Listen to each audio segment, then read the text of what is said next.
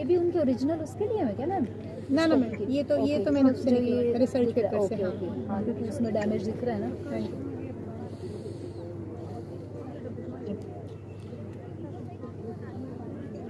आएगा मुझे लगता है कल तो घर वाले देखेंगे तो टच करा लेंगे, नहीं तो दिखा के काम चला लेंगे। इनका कैसे रिकॉग्नाइज होता है? 3 years हाँ, इसको डायरिया हो गया था और उसको कॉन्स्टिपेशन, बहुत कॉन्स्टिपेशन। हाँ कॉन्स्टिपेशन से हाँ हाँ ये लीवर के एंजाइम बहुत ज़्यादा बढ़ गए उसके लिए भी हाँ, समझ ही नहीं आता। इसका टीटीजी लेवल बहुत हाई था, मेरे बेटे का नॉर्मल था टीटीजी। हाँ हाँ, हमने ये दिखाया ना एनालिसिस जो है टीटीजी लेवल लिया है प्राइमरी, तो फिर मल्टीटास्किंग दोनों साथ में। मैं सोचती हूँ कि मैं कॉलेज का होमवर्क भी करूँ और साइड बाय साइड प्रेजेंटेशन अच्छी थी लड़की की। तैयार करनी है तो मैं वो भी प्रिपेयर करूँ, बट दोनों काम मैं मल्टीटास्किंग एक साथ नहीं कर सकती। बट अगर ब्रेन से कुछ बात करने के बाद अगर मैंने किसी बात किया बात करने के बाद मुझे बस सोचना होगा कि साइज नहीं, कोमा में वर्क नहीं कर सकता, ब्रेन प्रोसेस करेगा तब तक। कोमा इज ब्रेन डेड ना, जब तक आप थिंकिंग ले पा रहे हैं तब तक होगा। नेक्स्ट है 3D organ printing.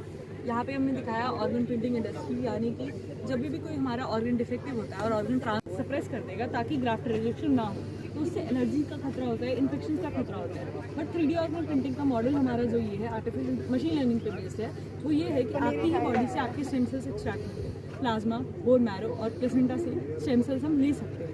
Stem cells यहाँ पे प्रोड्यूस होंगे, स्टेम सेल्स यहाँ पे प्रोड्यूस हुए और उसके बाद ये स्टेम सेल्स ट्रांसफर होंगे इस बायो इंक। ये बायो इंक के through drop by drop manner में यहाँ पे ऑर्गन धीरे धीरे प्रिंट होता रहेगा। ऊपर से न्यूलेस ड्रॉप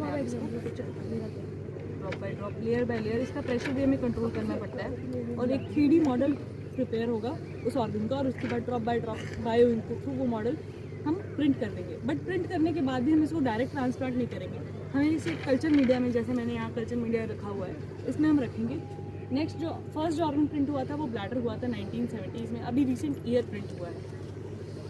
लास्ट जो हमारा सेगमेंट बचा है वो बचा है पर्सनलाइज मेडिसिन, हमने यहाँ पे शो किया है। हमारा सबका जेनेटिक लेवल पे जेनेटिक मेकअप सबका डिफरेंट है, चाहे मैं अपनी बात करूँ चाहे आपकी बात करूँ। हो सकता है मुझे एक मेडिसिन सूट कर रही हो और आपको वो सूट ना करे। मेडिसिन की कैटेगरी में 4 कैटेगरीज हो सकती हैं। वो मेडिसिन मुझे इफेक्टिव है, मेरी जो भी मुझे दिक्कत है उसको ठीक कर रही है और मुझे टॉक्सिक भी नहीं है। दूसरी कैटेगरी ये हो सकती है कि मुझे ठीक तो कर रही है लेकिन मुझे टॉक्सिक है। तीसरी कैटेगरी मुझे ठीक नहीं कर रही लेकिन मुझे टॉक्सिक हो रही है। चौथी और लास्ट और वर्स्ट कैटेगरी मुझे ठीक भी नहीं कर रही और टॉक्सिक भी है। ये 4 कैटेगरी होती है। बट इसमें पर्सनलाइज मेडिसिन में क्या सेगमेंट मैंने शो किया है कि आपके जीनोम की सीक्वेंसिंग करने के बाद आपके ही जीनोम को लेके एक पर्सनलाइज मेडिसिन आपके अकॉर्डिंग प्रिपेयर्ड हो जाएगी जीनोम रीडिंग की हेल्प से। इसमें जीनोम रीडिंग में सीक्वेंसिंग में क्या होता है, आपके जीनोम को रीड किया जाएगा।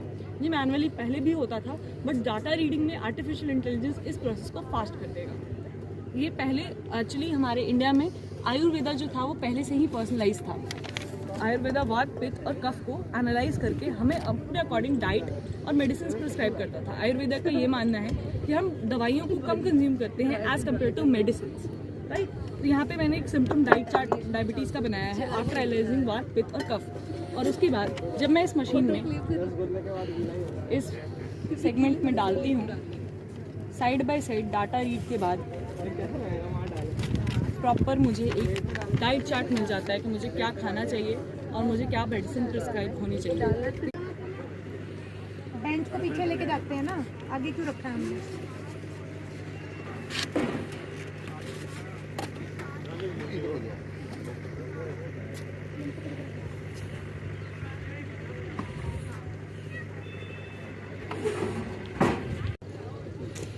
पॉइंटर किसने ले रहे हो? तुम दिखाओगे ना, चलिए यहाँ खड़े होंगे देख लो पॉइंटर किसने जाना है।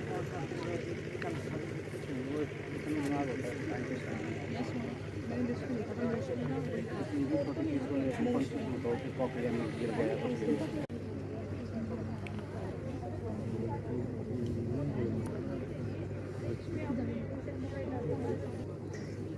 समझ में आ रहे? यस मैम, ये तो कोरल वाला है। बायो बिल्डिंग ऐसी होती है। मैंने निकाल ली थी ना, इसीलिए। आप कहाँ से आए हो? यहीं से, यहीं से। मेरी यहीं पे ड्यूटी है।